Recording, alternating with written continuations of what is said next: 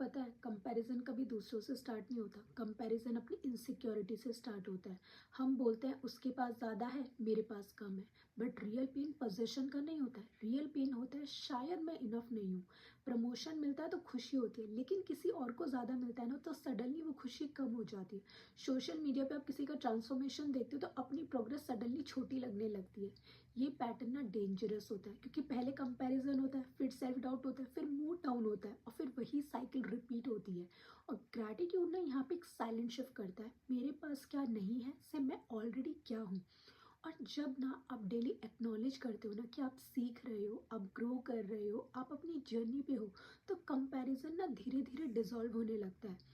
ना एक बात हमेशा याद रखना, सेल्फ वर्थ कभी ना एक्सटर्नल नंबर से नहीं बनती है। सेल्फ वर्थ बनती है जब आप खुद को रिकॉग्नाइज करते हो, और ग्रैटिट्यूड ना वही रिकॉग्निशन को एक्टिवेट करता है।